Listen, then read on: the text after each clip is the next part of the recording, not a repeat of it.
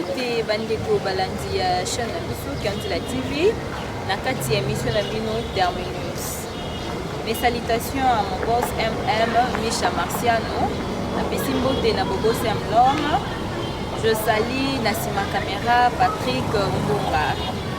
Mes chers amis internautes, retrouvons-nous après cet élément. Kianzila TV, ce qu'on a dit au Kianzila TV, vous évitez na lingina le bana nkombo nango Kianzila TV. Bokota, bo s'abonner, bo tia misapina bino nesika ba komi s'abonner, bo cliquer wana, bo s'abonner na Kianzila TV mpo bokomona biloko moto, bokomona biloko ebale, bokomona biloko ngambo, bokomona biloko partout, to bokomona biloko maijane, babala maijane. Moyoza pe yango ezate na Kianzila TV. Bo s'abonner massivement Kianzila TV. Kianzila TV yo Kianzila TV. Bo s'abonner magazi na Kianzila TV. Na jongi mai. Ngai ngubu na lula mai.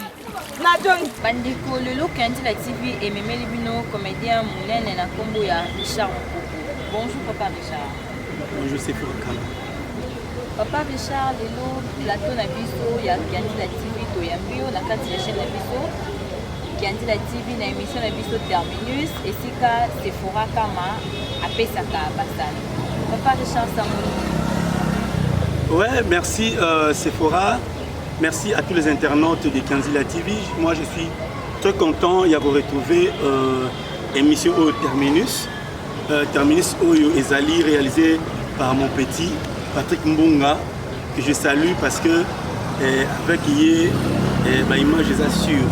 Donc je dis merci à toi Sephora na honneur Oyo Pesinga dans les capés na émission Terminus. Et je salue le boss M. Marchano. Kolo chaîne Oyo Kianzila TV, là où il se trouve. En tout cas, merci cher boss Naba effort Oyo aux Ali Kosala au na kotia matériel et puis aimioso la disposition il y a Sephora P réalisateur naé Patrick Mbunga pour basala musala kitoko et j'ai dit merci à tous les internautes. Je suis là pour na Merci Papa Richard. Papa Richard, depuis cette journée, ndenge bosalaka théâtre wana. Théâtre bosalaka, ezalaka théâtre ya don bien théâtre ya classe. Ouais. Donc ou bien en fait, ezandenge balobaka Oza mwana ya ina to eza iné, hein, n'est-ce pas? Moi je parlerai de deux. Hein? Le théâtre pour moi est une passion, est un don et puis une tangiango. Voilà. Donc nous sommes parlé dans zanango. Papa Richard Ebiskiso atangila théâtre pe azana don wana. Papa Richard okuti koyebisa biso na théâtre na ndenge balakisa biso na place. On a combien de genres il y a théâtre? Si vraiment au mouvement là-bas. Oui, Sephora, nous avons plusieurs genres de théâtre, n'est-ce pas? Ils sont tellement ébélés, mais où il se pratiquera plus souvent, hein, c'est le théâtre vivant, c'est-à-dire quoi? Au moins, on a répondu dans le genre. Hein? Il y a le théâtre miwé. Il y a le théâtre d'objets.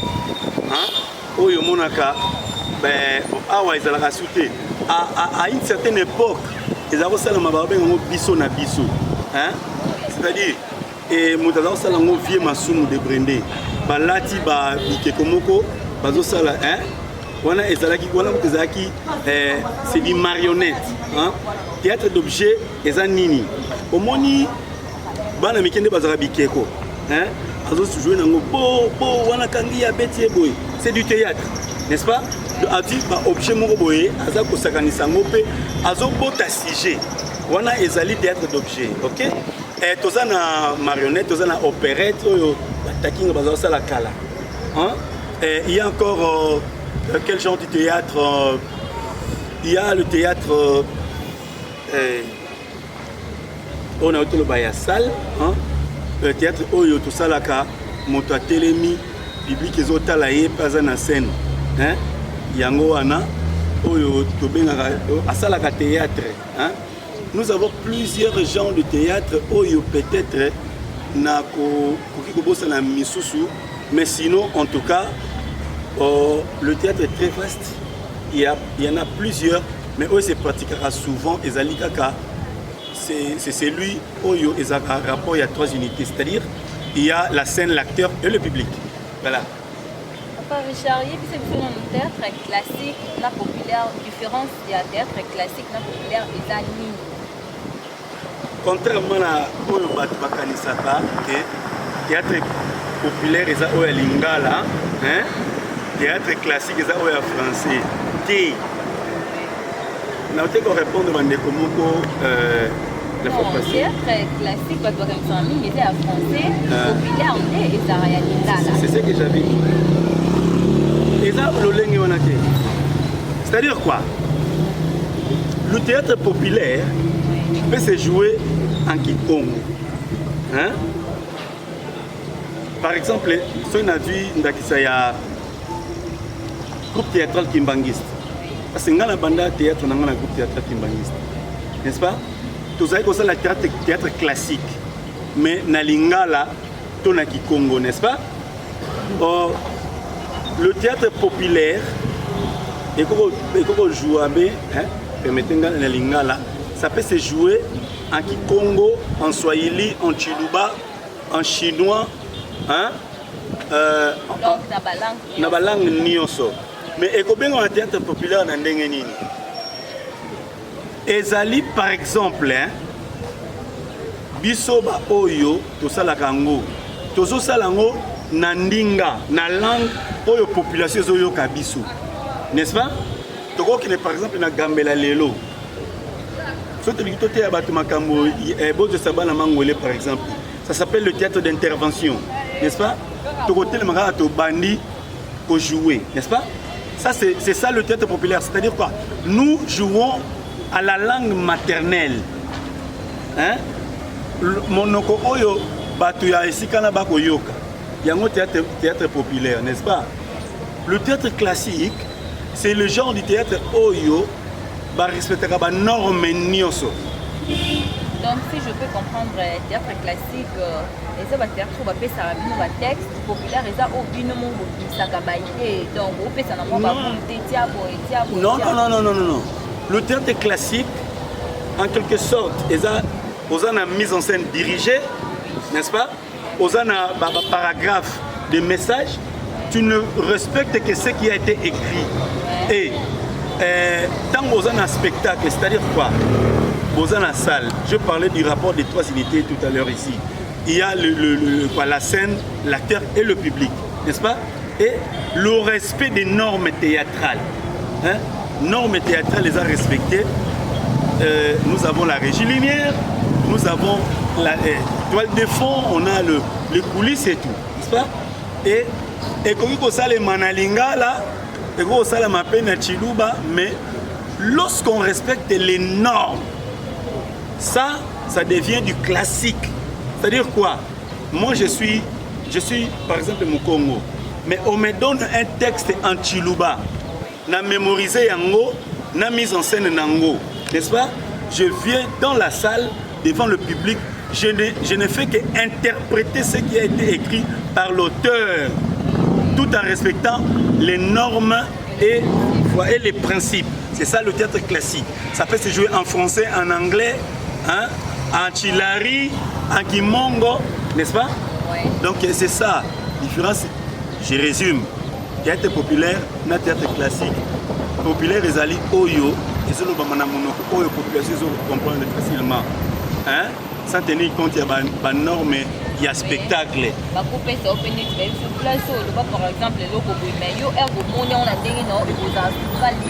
le public comprenne des messages. Tu comprends? Mais le théâtre classique, tu ne peux pas ajouter quelque chose. Donc, tu dois respecter tu respectes ce que le metteur en scène t'a donné. Tout en respectant aussi la scène par exemple, parce que lorsque nous sommes sur scène, nous savons que non, je suis du côté cour ou du côté jardin, n'est-ce pas? Et tu vas faire 4 pas, tu t'adresses au public, tu fais un demi-tour, tu parles à la terre et puis tu retournes aux coulisses. Tu ne fais que respecter ce qu'on t'a dit. C'est ça le théâtre classique. Voilà. Papa Richard, bon, parlons un peu, pourquoi il s'agit de théâtre et loko nini babengi théâtre. Théâtre et parce que tout le monde n'a pas la définition.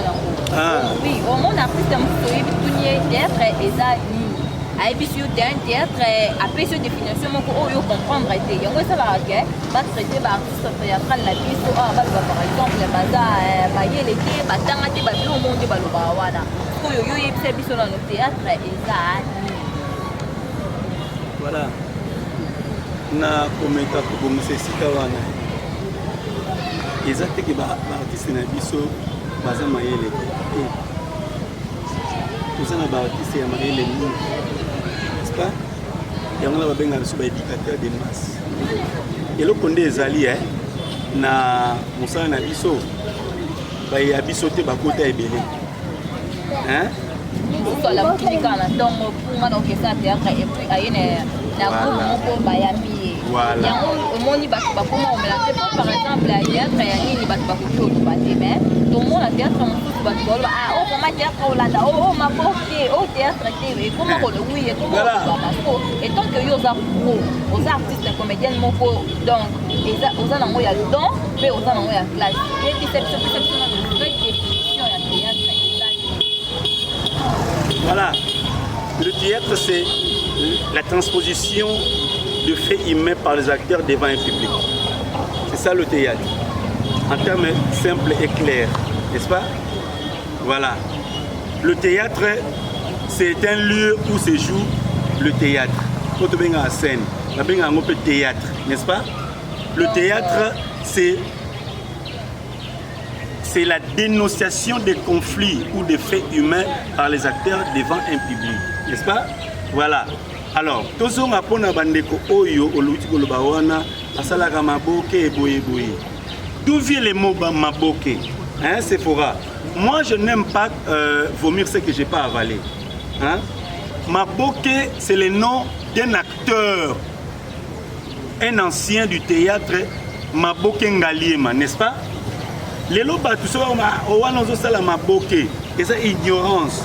J'avais dit à un jeune comme ça, vous assurez que l'équipe va Maboke n'a pas joué. Hein? Les lois qui battent si papa Maboke, n'a limité que yo au jouer pour les tailler. Donc Maboke wana pesa comment? Pesa Maboke Ngaliema. Banda ko jouer na ba maman et waso ya utikoti ka biso père son âme to kobimisa e bembenaye lobby le 26 mars hein pour ezali anniversaire nanga et to kokundaye le 27 mars pour ezali journée internationale du théâtre. Voilà. Hein? Yango wana esengeli otanga oyekola na ina kakate. Ata epa ya moto ayebi pusa na pembe na ye tuna emituna koyanola yo. Otali mais sikoyo pasi nango eza nini? Notre plus grand problème est que dans le métier du théâtre, il y a des mercenaires au Bakota. N'est-ce pas? Et les mercenaires wana ba soldats réguliers ba pesa bango tenue. Ah, c'est fort aux akito quoi. Yo na moni soko jouer place wana, loko lo bano bien boye. Ah, petit na ngayo leka nango, ezaka na ka bongo, intel ba banda bongo. Hotel ne musale zokufa. Alors, tant que tu as une différence entre théâtre et cinéma, oui, et puis voilà. Ce sont des mercenaires. Alors moi je m'adresse à tous les soldats réguliers qui appellent ça mercenaires tenus dans le théâtre. N'est-ce pas? Bo ciblé bango, bo longola bango tenus au pesa bango. OK? Parce que ceux qui mercenaires à la tenue, il y a soldats réguliers. Akoboma Bayimboka. Pour boyer baté, boyer bigano a obtenu na biso basoda na biso mboka bakengela kabiso. Okaza mercenaires. Il y a beaucoup de mercenaires et prochainement tokosa la police des artistes mercenaires. oyo nyonso akota musala oyo par opportunisme tokangaye bango ne babe sa réputation ya musala oyo n'est-ce pas Sephora parce que aujourd'hui au monde mwana mwasi moko et pas na bango déjà aza insupportable aza impoli hein allez le roi Zaka biloba lo banzunzu eleka ya buzoba ah ye a joué moi tableau moko a figuré allez batie sous na mususu allez tango bandeko batala biso na poto bakotala moi jeu a joué ki wana lokola pe aza kitoko basepeli babengi ye kala surtout soki bino bafanatique na biso bobengi kaka ye atiata des appels ati yango fois 20 ekomi 40 abanga su mutu abengaki asala mosala te soki azalaka na maladi ne bondumba na kati na abimisi yango ale akomi obenga mibale ya bato na poto pendake ye alali ayebi kosala différence entre aire ya Afrique na Amérique te ayebi te ke aire oyo biso oza ya kolamuka kuna baza ya kolala aobenga mari ya bato na butu ale mwasi wana ntango amoni boye ezaka bafille ya théâtre nyonso baza lolenge wana te omoni bamibali nyonso ya théâtre mpe baa lolenge oyo bino boyebela bato wana te lelo toyoka bakoma koloba mibali idéologie oyo ya kobima na bamama mikolo na poto koma omona yango mingi moi j'ai un garçon moko apréféraka abima na ye na mama moko na poto atindelaki bambongo bayebisa biso idéologie wana euti mingi na bato ya théâtre bajeune garçon ya théâtre la plupart ebele babimaka na bamama moko na poto baprope wana eyaka mingi na bamama moko ya poto donc réputation na bino ezobeba à propos ya fusion wana oloba nini ya bafille ya théâtre ate kuna parlons pas réputation ebeba te oyo ya bafille ya théâtre réputation ebeba bafille ya théâtre nyonso te na toloba awa nde réputation ebeba bao baza na comportement nde réputation na bango ebeba n'est-ce pas okoyebisanga te ke Belgique kandi réputation na ebeba na poto n'est-ce pas oui tokoki na bakani nyonso baexception yaka voilà la plupart majorité eza oyo baréputation na bango ebeba sikoyo nakoyebisa yo boye bandeko na biso ya basi oyo basalaka théâtre baza baangelu te bazali bato bandeko na biso ya mibali oyo oluti kolobangaki balingaka mikolo en tout cas nanu nayoka te nanu nayoka te mokona koyoka mpe namoni naoloba te yanga fiere yo bayebisinga olingi mama mobimba na poto tika makambo wana po bolingo wana ewumelaka te otali la télé n'est pas un endroit approprié pour na kopesa mutu conseil n'est-ce pas Sephora soko oyoki likambo ya motu luka ye bosolola yango libanda ya caméra otali ba internaute oyo bazolanda biso bavandi na bandako na bango te mpo balanda buzoba oyo esalema n'est-ce pas on doit le respecter yango monaka na bachaîne oyo base respectaka ayebo respecter téléspectateurs na bango par exemple soko ozolanda France 24 okomona bonsoir mesdames, bonsoir messieurs, merci de faire confiance à France 24. Vous comprenez? Donc, je remercie Bino, ok? Mais je ne peux pas débarquer devant la caméra pour vomir des bêtises. De n'importe quoi.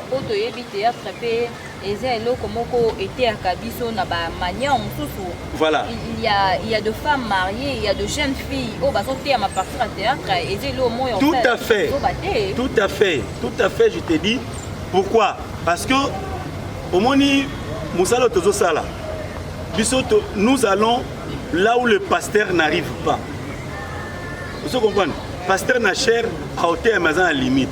Mais biso to komati na limite o ba sala nzambe ba komati. Pona nini? Toza ko loba pe tozo pratiquer. Yango monaka parfois ba benga bandeko na biso basi bandumba. O ba moni a jouer rôle moko ya moi c'est Ndumba. Ils enregistrent des personnages. Par exemple, Ngai, n'a joué film Moko Nazali Moto Liboma. Batuninga Osobela Liboma habité. Comme Salam de Kwaninga habité, n'a incarné rôle. Donc ce que nous incarnons comme personnage n'ont rien à voir avec le comportement Nabiso. Otali, mais pas si Ezali Nini. Pas si Ezali Nesika Oyo. bande kuna biso baza ko confondre savoir-faire na végétarien. Comprendre? Si on bengi na 10 personnes, à Baxi 0 na sou comme 100 personnes. Avant un chef de répétition pour na WhatsApp sauter moi méga et minute au soleil qui paraté. Abosani ke musala o ebenga e commissaire kumona na poto. Esengeli amemi yango.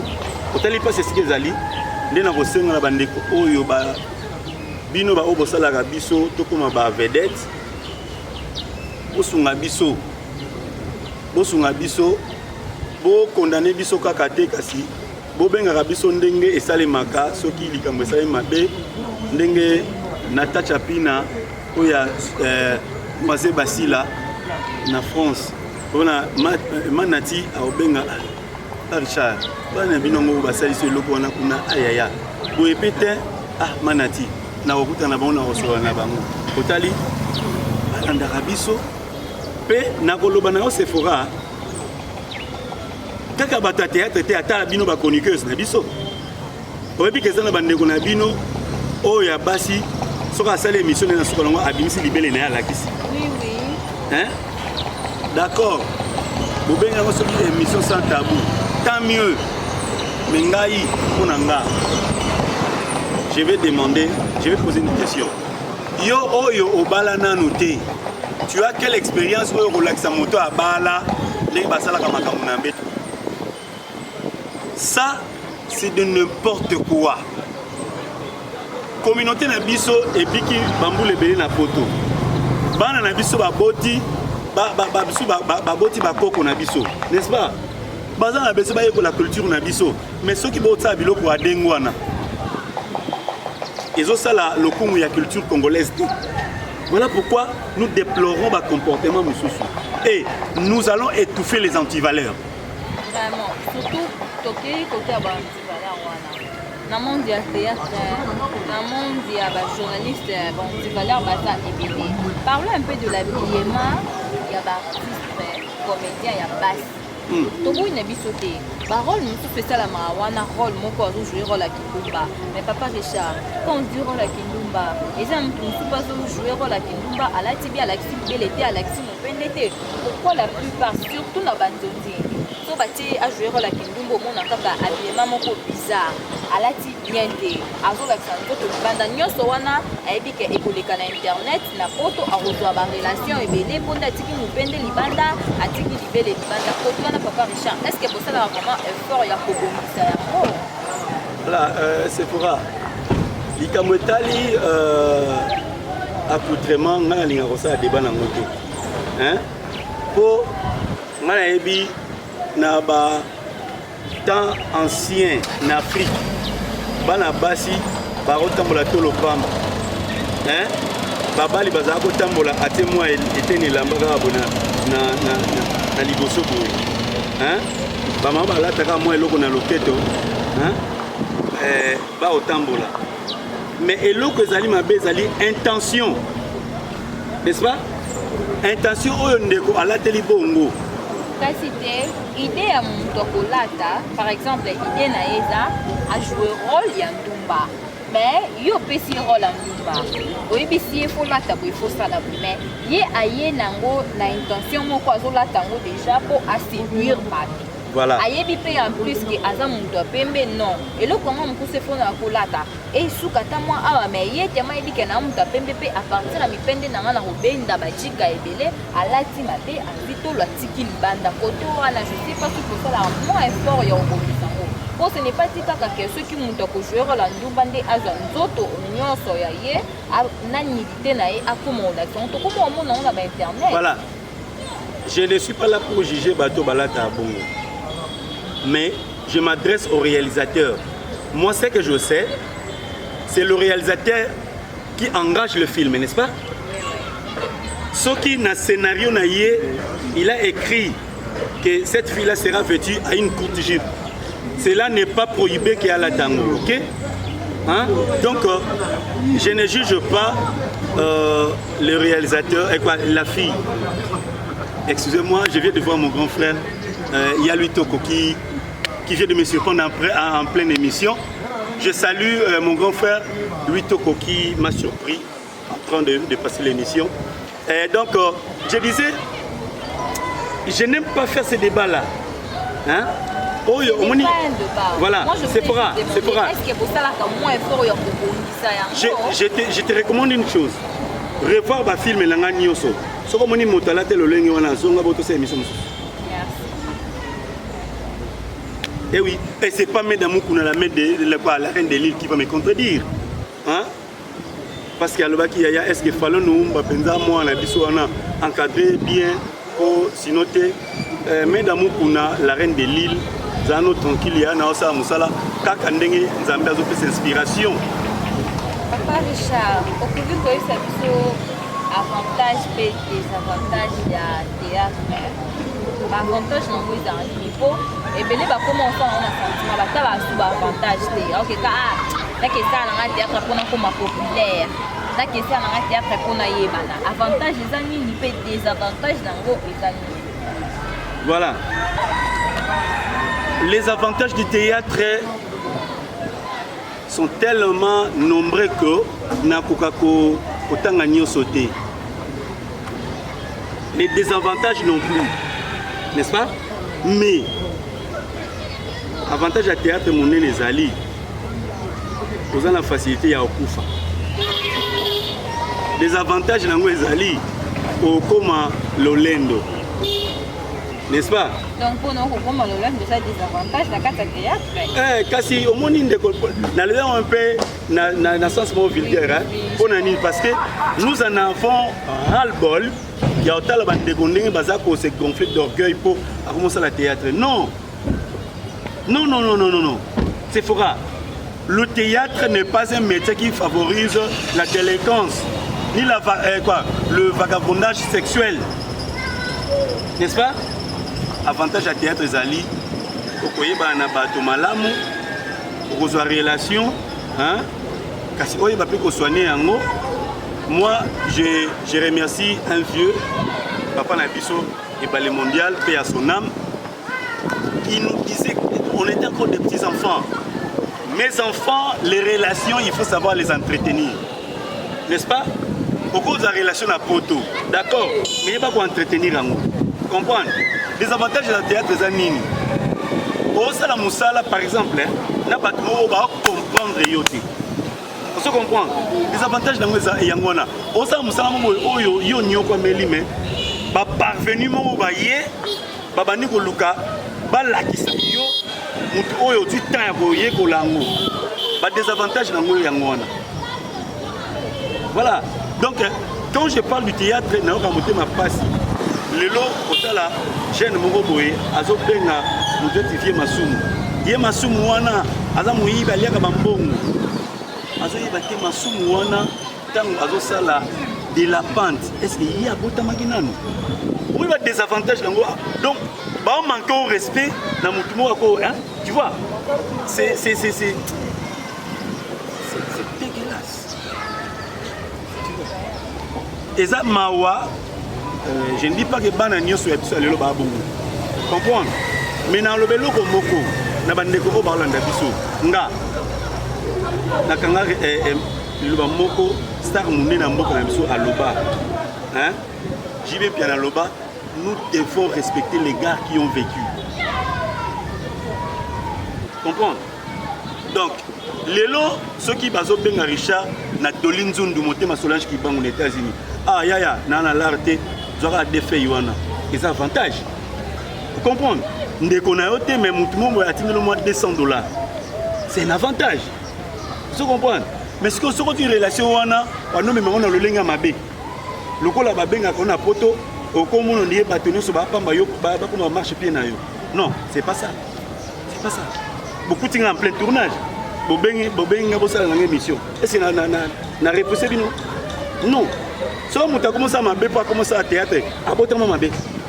À ça, une éducation. Voilà. Merci, Papa Richard. bandeko balandi ya chaîne na biso Kanzila TV toyoki ndenge Papa Richard apeseli masolo ya théâtre pe ndenge nini Papa Richard alobeli mosala na biso ya théâtre baoyo bazwaka ngo na ndenge ya lolenge moko ya mabe théâtre eza boye toyoki ndenge nini Papa Richard apeseli yango. Je remercie mon boss, le MM Michel Marciano. Je remercie Hugo Serlov, coordonnateur na biso. Na pesi mbote na sima caméra et pas Patrick Mbunga yende mutasalinga na bimande omoninga boye. Na pesi mbote na Joe Francis Kota ya Slim. Na pesi mbote na famille Kama Mourimba. Na pesi mbote na bandeko nyonso oyo baza na Switzerland. Na pesi mbote na ba téléspectateurs nyonso oyo balandaka ngai na émission na bino Terminus. En tout cas, émission na bino eza kaka wana mpona kopesa bino basango mpe mpona koyambela bino bato moko ya bien mpe bato moko ya minene. Papa Richard pesa biso mona yo ya sika mwa conseil mokie na baye basalaka théâtre, mwa conseil mokie na baye balandaka ngo na baye bazwaka ngo na ndenge moko ya mabe. Bon, soki topesa conseil, est-ce que baconseil yango topesa bayoka yango? Ata bayokaka te papa to mama lemba koloba na bana te mwana tata te to atata ndenge nini un bon parent akontinuaka koloba na mwana eza na baoyo bayokaka eza na baoyo bayokaka te na bata nyonso exception ezalaka. Un bon parent, je prodigue ces conseils à mes frères et sœurs artistes et comédiens.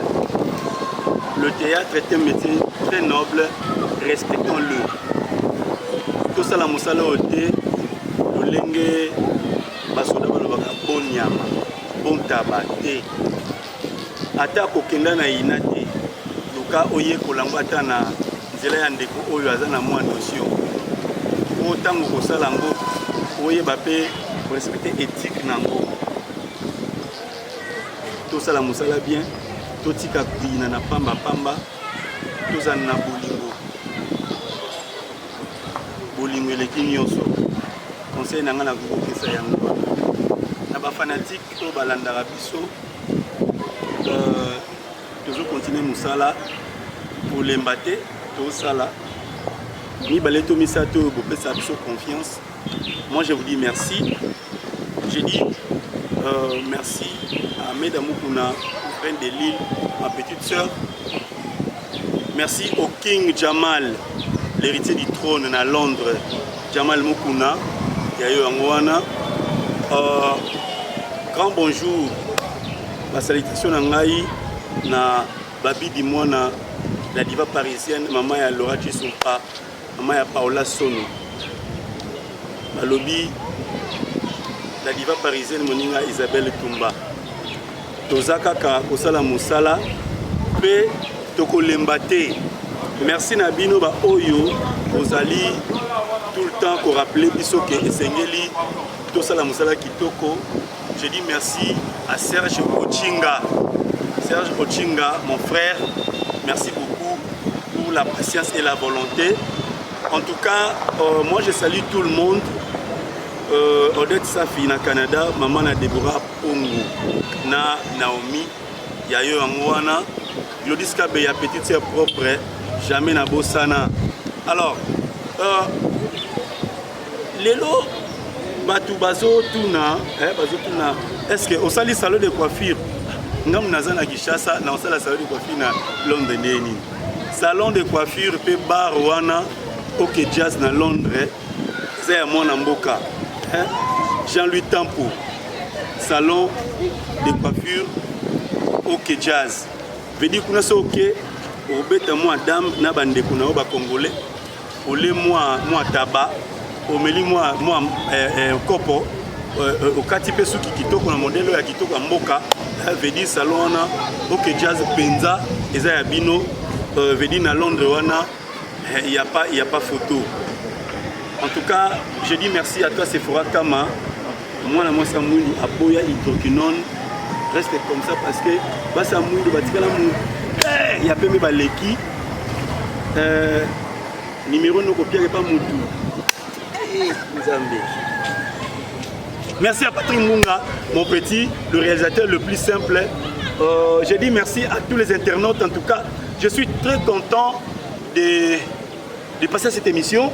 Sinon, pour finir, en tout cas, yo soki na bosani yo ezaneti na sali lisumu Françoise Pina Maswazi oyo ya Nati Motenayo. On se retrouve en tout cas ndenge c'est frère Olinga Balasima na chaîne oyo boss Ozat ceux qui moi pour ça na biso ezali veli toza munga pa zawana pour solola kaka c'est fora photo sola. Bon, souhaitez-moi joyeux anniversaire. Invitez ceux qui munga émission bande matale lobby lobby et matale 27 et matale na soir ah c'est matale na soir na bien na invité ce non ça neni ko le anniversaire nanga. Envoyez-moi des vidéos, souhaitez-moi joyeux anniversaire. Je serai très très content. En tout cas, Sephora, tu as été très gentil. Munga aussi. Je vous dis merci. Merci beaucoup. Merci bandeko balanzi ya émission na biso terminus toyoki ndenge papa Richard apeseli basango lolenge papa Richard alobi. En tout cas, Bobo Sanate ko souhaiter joyeux anniversaire ebele.